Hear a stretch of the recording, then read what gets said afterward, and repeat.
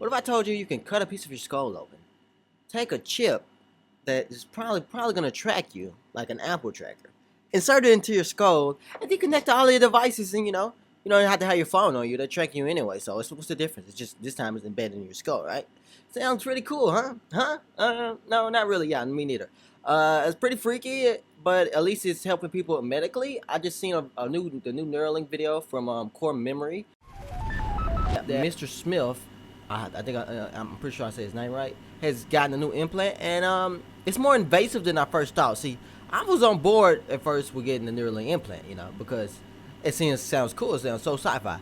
But when I actually watched him get the implant, and I'm glad he's getting help and all that, awesome for him. But when I actually watched him get the implant, the procedure and the aftermath of just seeing a literal part of his head shaved off, you could see the skin cut and the staples in there.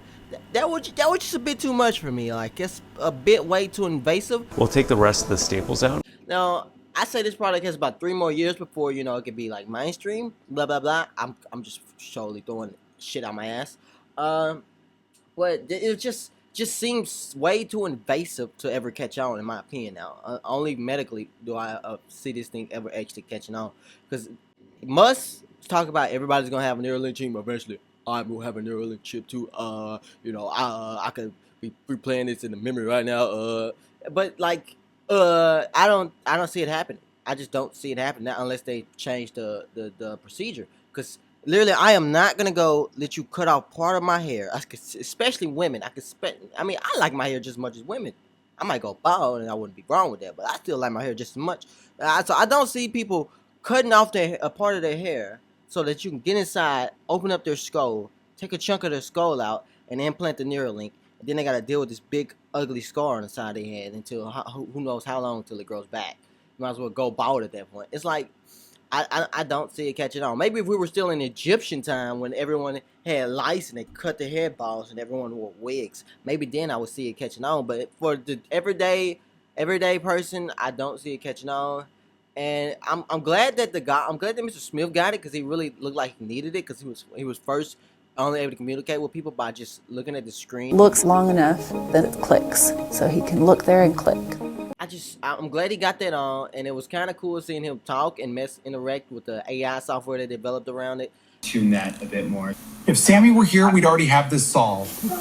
That's a lie. I'm definitely happy to have anything to keep me in the conversation.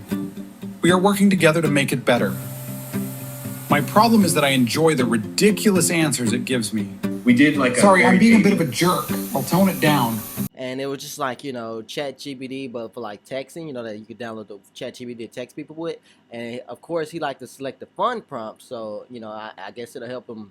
I guess he's having fun with it, even though it's kind of like they need to get it where he can type quicker, because at that point, is it really his personality of the AI's giving him suggestions? That's all iffy, whatnot. But I just thought it was very interesting, and I just wanted to talk about it. And yeah, because I've been watching too much Charge content. That's about it. Peace. Oh, damn me up. Oh.